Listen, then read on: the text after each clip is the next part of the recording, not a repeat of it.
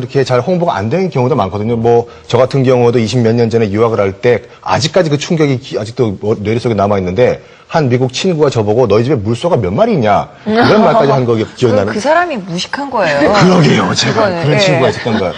우리 교수님도 그런 경험이 혹시 있으십니까? 저도 생생한 기억이 있는데 저도 처음에 저도 오래전이지만 한 20년도 더 됐는데 갔더니까 이제 외국인들 모임 초대받아 갔는데 그게 뭐 그 소위 말해서 무식한 사람도 아니고 중산층 교육받은 중산층 집에 가가지고 뭐 교사들이나 이런 사람 모임이었는데 한국에서 왔다니까 밥 먹으면서 저한테 처음에 물어본 게 뭐냐면은 너희 나라는 농업 말고 다른 산업이 뭐가 있느냐 이렇게 물어보더라고요. 농사 짓는 거 말고. 그런데 어떤 사람은 니네는 중국말을 쓰냐 일본말을 쓰냐 이걸 물어보더라고요. 이제 그래서 그때는 약간 기분이 나빴지만은 그때 우리나라가 별로 그렇게 유명한 나라가 아니다는 인식이 있어서 그럴 수밖에 없겠구나 그냥 그러고 이제 말았는데 지금 요즘 아시겠지만 우리나라 위상도 높아지고 사실은 웬만한 사람은 우리나라를 당연히 알아야 되는 정도가 됐는데도 아직까지 그런 경험을 최근까지 했다라는 거는 좀 충격적인데 저는 지금 김성희 아나운서 말씀하셨듯이 이건 우리의 홍보 부족 이런 문제도 있을 수 있지만은 특히 요즘 같은 데 모른다는 거는 그 사람들의 이제 교육의 문제라든가 그 사람들이 개인적으로 너무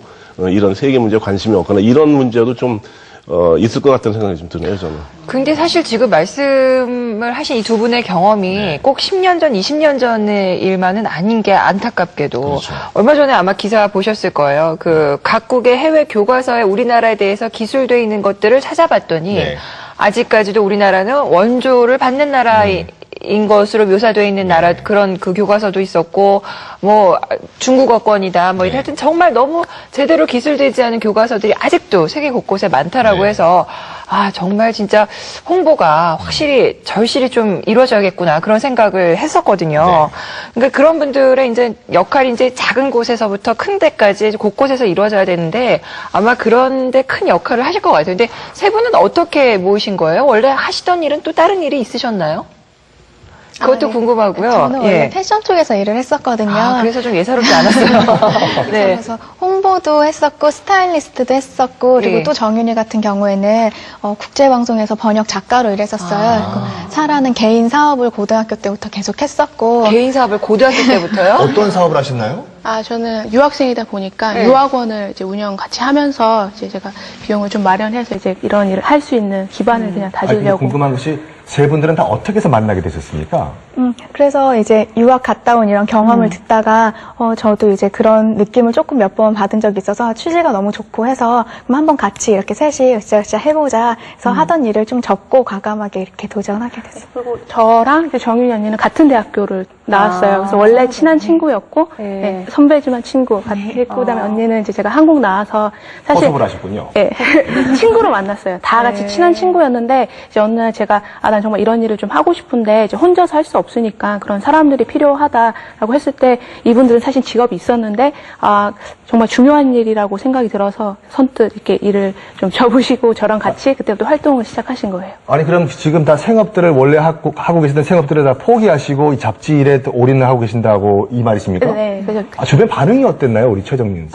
저는 일단 이렇게 기존에 가지고 있던 직업을 관두고 새로운 벤처 사업 같은 걸 한다고 했을 때 주변에 저희 또래들이 가는 길과는 좀 다른 길이잖아요. 그래서 좀 신기하게 보는 친구들도 있고 격려해주는 친구들도 많았어요. 그리고 부모님 같은 경우는 일단은 처음에는 좀 우려의 빛을 내비치셨는데 정말 취지가 너무 좋고 또 1호가 나와서 실제로 그 결과물을 보신 후에는 정말 격려해주고 싶다 이렇게 말씀하세요. 그래서 많은 용기를 얻어서 하고 있습니다. 근데 저는 궁금한 것이 일부러 남자를 배제한 건 아니시죠? 아니고 친구들이었다 보니까는 예. 이렇게 뭐 마음 맞는 친구들이 이렇게 모여져서 그런지 원래 같이 이제 도와주시는 분들 중에 남자 친구들도 많이 있었어요. 근데 이제 주로 활동하는 일을 여자가 잘해요. 그거는 그런데 아니 근데 저는 변사라 씨가 굉장히 좀 이렇게 독특하실 것 같아요. 이렇게 창의적인 생각도 갖고 계실 것 같고 아까 고등학교 때부터 사업을 하셨다고 무슨 사업인지 모르겠지만 설마 다단계 이런 건 아니겠죠? 네. 좋은 아이들이 이제 외국으로 공부하고 싶어하는 친구들이 네네. 그 장소에 도와주는 사람이 없을 때 되게 안 좋은 일이 많이 일어나거든요. 그렇죠? 근데 저희가 미국에 있으니까 언니 오빠들이 이렇게 관리도 해주고 좋은 집도 찾아주고 이런 유학생 삶을 도와주는 돕는 일, 네, 돕는 일 돕는 일 했었어요. 이런 거를 굉장히 좋아하시는군요. 뭐 뭐 그런 입장은 아닌데 뭐 어떻게 하다 보면 근데 저희는 처음부터 좀 한국에 대한 마음이 좀 큰 친구들인 것 같아요. 그래서 이제 저희가 외국에서 공부하면서도 이제 한국이 너무 좋다라고 느껴지니까 이거를 젊을 때 이 일을 해야만 우리가 원하는 일을 더 잘할 수 있겠다고 느껴져서 사실 조금 어린 평균 연령이 조금 어린데도 불구하고 좀 큰일이지만 지금 아니면 또 나이가 들면 못할 것 같다라는 생각이 또 들더라고요. 그래서 시작하게 됐어요. 근데 이것이 보면 어떻게 보면 우리나라 홍보라는 큰 대업을 목표를 가지고 이제 시작하신 일인데 그렇지만 어느 정도 이제 생계는 유지를 해야 되지 않습니까? 다 본업들을 포기하셨다고 그러게요. 하는데 수익 창출은 됩니까? 아니면 100% 비영리 그런 잡지입니까? 그러니까 사실 지금은 수익이 없어요. 그러니까 처음부터 저희가 뭐 2월 달부터 시작했을 때 정말 그냥 제가 벌었던 그리고 이분들은 정말 돈 하나도 안 받으시고 이제 일을 같이 해주셨고 근데 저희 말고도 그러니까 돈 안 받고 재능 기부를 해주신 분들이 굉장히 많으세요. 그러니까 그런 분들을 저희가 모아서 했고 이제 비용적인 부분은 아무래도 아직까지 어려운 부분이 있으니까 저희는 이제 사회적 기업이라는 그런 제도가 있어요. 우리나라에 네네네네. 이제 착한 일을 하고 네네네. 이익을 창출할 수 있는 그래서 그런 거 인증을 이제 받으려고 그래야 저희가 잡지를 더 많이 만들어낼 수 있고 더 많은 곳에 배포할 수 있으니까 좀 그런 것들을 좀 알아보고 있는 중이에요. 네. 자, 정말 좋은 잡지 락킹 잡지가 그럼 어떻게 만들어지고 있는지 그 제작 현장을 제가 가봤는데 화면으로 한번 만나보실까요? 네.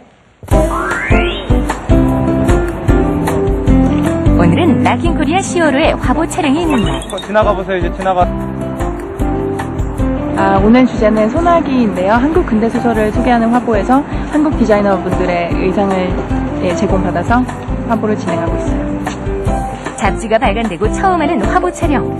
하지만 그것보다 오늘이 더욱 특별한 이유가 있는데요. 바로 이번 화보 촬영에 도움을 주신 모든 스태프들이 무료로 참여를 해줬다는 겁니다. 근데 저는 봉사하는 느낌이 아니라 저도 배우는 입장이라서 연기를 그래서 취지도 되게 좋잖아요. 락킹 매거진이. 그래서 우리나라의 인식을 변화시킬 수 있다면 이런 목적을 가지고 참여하게 됐어요. 교보에서 이렇게 출판계에 뛰어든 지 이제 갓 3개월. 그러나 그녀들의 모습에선 이미 프로의 모습이 엿보입니다.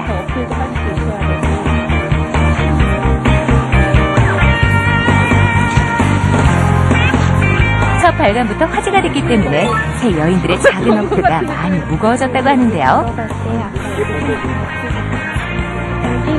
그 기대에 부응하기 위해 오늘도 최선을 다하고 있는 그녀들.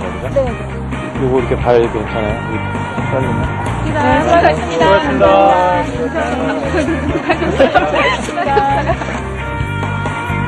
그녀들의 락킹 코리아 프로젝트는 이제 시작입니다. 락킹 코리아 아자아자 화이팅!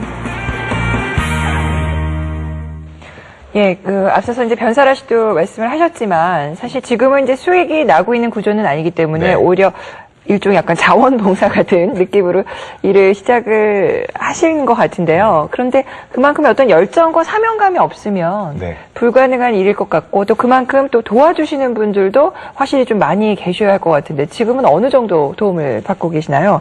지금 저희 이메일로 신청해 주신 분들은 한 300~400명 정도 되세요. 근데 저희가 1호 때 참여해 주신 분들이 한 10명 정도 됐었는데 되게 많이 대폭 늘어나서 저희가 기획을 한 다음에 맞는 분들을 모임을 통해서 이렇게 모임을 받고 있거든요. 그래서 지금은 한 더 많이 늘어나서 한 30~40명 정도는 2호에 많이 참여해 주셨고요. 어떤 분들이신가요? 도움을 되게 주겠다고 하시는 분들? 다양한 분야의 분들이 많이 계세요. 그래서 사진 작가도 계시고 아니면 뭐 모델을 지원해 주신 분들도 있고 그런 네. 자기의 재능을 발산할 수 있는 곳에 일러스트 하시는 분들은 그림을 그려서 주시고 저희 기획에 맞는 걸로 이렇게 맞춰서 이렇게 주시는 편이세요. 그렇군요. 지금 근데 우리 박상아 씨께서는 그 패션 인더스트리에 또 몸을 담으셨기 때문에 지금 잡지 내용을 보면은 주로 그 패션과 또 화보에 또 공을 많이 들이신 것 같은데 그런 또 특별한 이유라도 있을까요? 저희 잡지가 이제 패션이 한 30% 정도 나가고 있거든요. 나머지 70%는 다른 내용이긴 한데 아무래도 글을 읽는 것보다 외국인들은 보는 게 더 편하잖아요. 그래서 시각적인 효과를 조금 주다 보니까 이런 즐거움을 통해서 디자인이나 패션 쪽으로 이렇게 화보 이런 걸 많이 보여줘서 거기에 한국 내용을 담아서 이렇게 좀 더 다가가기 쉽게 만들려고 이렇게 만들었어요. 그래요.